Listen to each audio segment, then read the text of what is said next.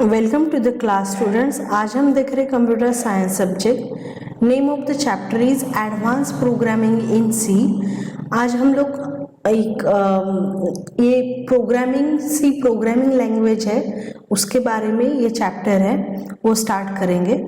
और यहाँ पे जो सेशन 1 है ये इसका नाम है introduction of programming languages. Okay, तो एक्चुअली पहले तो हम लोगों को समझना पड़ेगा कि व्हाट इज प्रोग्रामिंग लैंग्वेज होता क्या है। ठीक है, तो प्रोग्रामिंग लैंग्वेज एक्चुअली क्या होता है, तो इसके पहले हम लोग समझते कि प्रोग्राम क्या होता है। ठीक है, अभी हम लोगों ने देखा हुआ है कि बाइनरी लैंग्वेजेस क्या होती है। ओके, बाइनरी लैंग्वेज क्या होती है, 0 और 1 में रिप्रेजेंट करते हैं डेटा को। मतलब कंप्यूटर जो है वो बाइनरी नंबर्स में काम करता है, तो इसको हम लोग मशीन लैंग्वेज भी बोलते हैं। मशीन लैंग्वेज भी होती है जिससे कंप्यूटर का प्रोग्रामिंग होता है। ठीक है, तो अब ये हो गया कंप्यूटर रिलेटेड। जैसे सपोज हम लोग क्या करते हैं, इनपुट देते हैं कंप्यूटर को, राइट। हम लोग इंस्ट्रक्शंस देते हैं, है ना।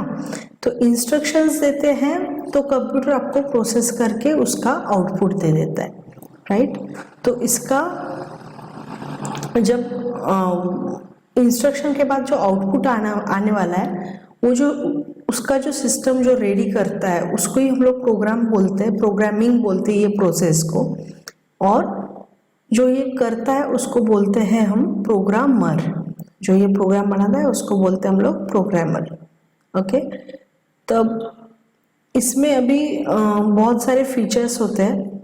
अब और एक एग्जांपल देते हैं, जैसे कि हम लोग अभी जगह जगह में देखते हैं कि सपोज अब कोई मॉल में जाओ, कोई शॉपिंग मॉल में जाओ, तो वहाँ पे देखते हैं बिलिंग का सिस्टम होता है। तो कंप्यूटर में आपको बिल करके दिया जाता है, राइट। या फिर कोई भी मेडिकल के शॉप में जाओ तो वहाँ पे भी मेडिसिन वगैरह सब एक सॉफ्टवेयर में बनी रहती है। तो ये सब चीज़ के लिए प्रोग्रामिंग की ज़रूरत पड़ती है। ओके, तो उसके लिए हम लोग प्रोग्रामिंग सीख के हम लोग सॉफ्टवेयर बना सकते हैं। हम लोगों ने सीखा था सिस्टम सॉफ्टवेयर और एप्लीकेशन सॉफ्टवेयर भी। तो हम लोग देखेंगे अभी कौन सी प्रोग्रामिंग लैंग्वेजेस हैं।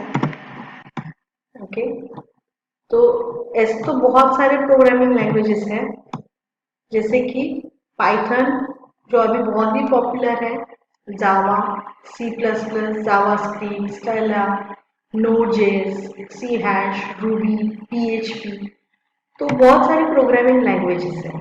ओके, तो जब वेब डेवलपिंग होता है, वेब डेवलपिंग क्या होता है, जैसे वेबसाइट या फिर कोई भी वेब एप्लीकेशन या फिर कोई भी मोबाइल का एप्लीकेशन, तो इसके लिए हम लोग को ये सब प्रोग्रामिंग लैंग्वेजेस का जरूरत पड़ता है। अब हम लोग सोचेंगे कि अभी इतने सारे एडवांस प्रोग्रामिंग लैंग्वेजेस आए हैं, तो हम लोग सी क्यों सीखें, राइट। जैसे कि सी का बेस होता है सब जगह में। एक्चुअली जब हम लोगों को सपोज आपको अगर कार चलानी सीखनी है या फिर बाइक चलानी सीखनी है, तो इसका मैकेनिज्म जो है वो आपको पहले पता होना चाहिए, राइट। तो इसके लिए हम लोग क्या करते हैं, पहले साइकिल से स्टार्ट करते हैं। तो हम लोग पहले साइकिल सीखते हैं, फिर उसके बाद फिर धीरे धीरे आप दूसरे सब व्हीकल जो है वो ड्राइव करना सीख सकते हो। तो वैसे ही जितने भी प्रोग्रामिंग लैंग्वेज है उसका सबका बेस है सी लैंग्वेज। ओके, तो अगर सी लैंग्वेज आपको अच्छे से आता है तो आपको बाकी दूसरी जो लैंग्वेजेस है वो भी आएंगी। ओके, तो एक्चुअली लैंग्वेज कैसे है, जैसे अगर आपको मदर टंग आती है तो आपको इंग्लिश भी आएगी, क्योंकि आप आपके मदर टंग से वो इंग्लिश ट्रांसलेट करते हो, राइट। वैसे ही हर एक लैंग्वेज का अलग अलग कोड रहता है, वो हम लोग धीरे धीरे देखेंगे। तो वो जो कोड रहता है उसके हिसाब से हम लोग लैंग्वेज सीखते हैं, और वो जो कोडिंग जो चेंज होता है तो वो लैंग्वेज का नाम भी चेंज हो जाता है। ठीक है, तो इसीलिए अगर सी का कोडिंग बहुत ही इजी है, वो अगर हम लोग सीख गए तो फिर हम लोग बाकी लैंग्वेज भी कोड में लिख सकते हैं। अब कोड क्या होता है, ये एक्चुअली होते हैं कीवर्ड्स, जिससे हम लोग कंप्यूटर को इंस्ट्रक्शंस देते हैं। कंप्यूटर हमारी लैंग्वेज नहीं समझता, उसके लिए हम लोगों को एक कोडिंग लैंग्वेज बोलनी पड़ती है। तो उसके लिए हम ये सब प्रोग्रामिंग कोड्स यूज करते हैं। ओके, तो इस तरीके से सी का बहुत ही फायदा है। जैसे सी में पहले भी बहुत कुछ बन चुका है, बहुत कुछ सॉफ्टवेयर बन चुके हैं। वो क्या क्या है, जैसे कि हम लोगों ने देखा यूनिक्स ऑपरेटिंग सिस्टम। तो ये जो यूनिक्स ऑपरेटिंग सिस्टम है, ये सी लैंग्वेज में ही बना हुआ है। ठीक है, फिर ओरेकल डेटाबेस। डेटाबेस मतलब जो डेटा कलेक्शन का जो सॉफ्टवेयर होता है, जैसे एमएस एक्सेस होता है, तो ऐसे ओरेकल एक डेटाबेस सॉफ्टवेयर है, वो भी सी लैंग्वेज में बना हुआ है। ओके, देन माई एसक्यूएल, ये भी एक डेटाबेस सॉफ्टवेयर है। देन डिवाइस ड्राइवर्स मतलब जैसे आपका मोबाइल है, कंप्यूटर है, लैपटॉप है, तो इसमें कुछ कुछ डिवाइस ड्राइवर्स रहते हैं, जैसे कि ब्लूटूथ। ब्लूटूथ का भी ड्राइवर होता है, तभी ब्लूटूथ चल पाता है। तो ऐसे बहुत सारे ड्राइवर होते हैं जिससे ऑडियो वीडियो, जिससे लैपटॉप का या कंप्यूटर का फंक्शनिंग होता है। तो ये जो डिवाइस ड्राइवर्स है, ऐसे बहुत सारे डिवाइस ड्राइवर सी में बने हुए हैं। ओके, तो इसीलिए सी एक बहुत ही पॉपुलर प्रोग्रामिंग लैंग्वेज है। ऑलराइट, अब नेक्स्ट है कोर लाइब्रेरीज ऑफ एंड्रॉइड। मतलब एंड्रॉइड फोन में जो लाइब्रेरीज होती है कुछ कुछ, तो उसका भी कोडिंग जो है वो सी में किया हुआ है। तो एक्चुअली क्या है, जितनी भी लैंग्वेजेस है उसका बेस जो होता है वो सी ही होता है। अगर आपको सी लैंग्वेज नहीं आती तो आप कोई भी लैंग्वेज सीख नहीं पाओगे। ओके, अब हम लोग जो देखेंगे वो सी लैंग्वेज देखेंगे, सी प्रोग्रामिंग।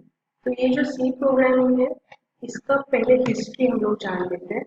एक्चुअली ये जो प्रोग्रामिंग है, इसका आविष्कार सबसे पहले, मतलब इससे भी पहले, सी प्रोग्रामिंग निकलने से भी पहले मार्टिन रिचर्ड्स नाम के एक आदमी ने 1966 में बीसीपीएल मतलब बेसिक कंबाइंड प्रोग्रामिंग लैंग्वेज, इसका इन्वेंशन किया था, इसकी खोज की।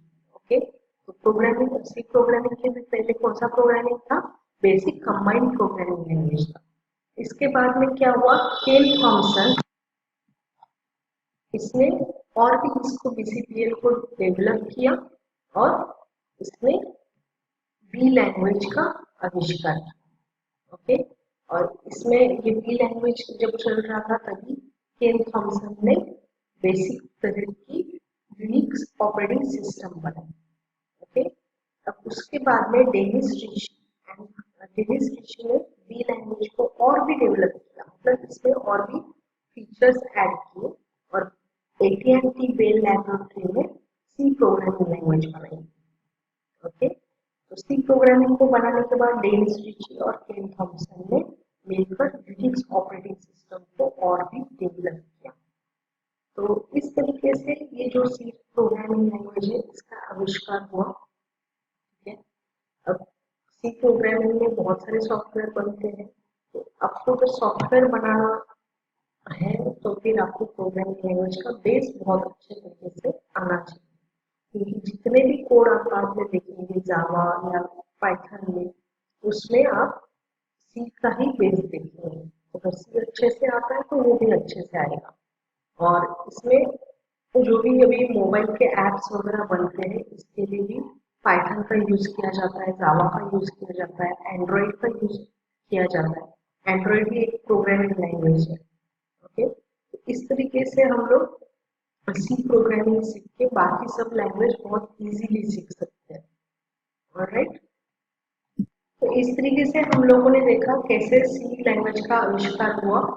इसका आविष्कार 1972 में डेनिस रिची ने किया। ओके, और इसमें बहुत सारे डेटा टाइप्स वगैरह प्रोवाइड किए जाते थे और ये बहुत ही शॉर्ट एंड सिंपल लैंग्वेज है। ऑलराइट, इसके बाद में जितनी भी लैंग्वेजेस आई, उसमें भी सी का जो सिंटैक्स होता है, मतलब जो मैंने बोला कोड, उसका एक सिंटैक्स होता है, स्ट्रक्चर होता है, उसको ही फॉलो किया हुआ है। ठीक है, और इसके लिए हम लोग जब दूसरी लैंग्वेज सीखते हैं, एडवांस लैंग्वेज, तो ये सी अगर आता है तो बहुत इजी हो जाता है।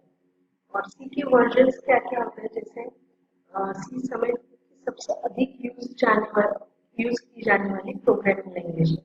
इसे 1970 के दशक में डेवलप किया गया था और 1989 तक American National Standards Institute ANSI और उसके बाद से International Organization for Standardization ISO के द्वारा स्टैंडर्डाइज भी किया गया है। ठीक है, तो इस तरीके से सी लैंग्वेज का डेवलपमेंट हुआ।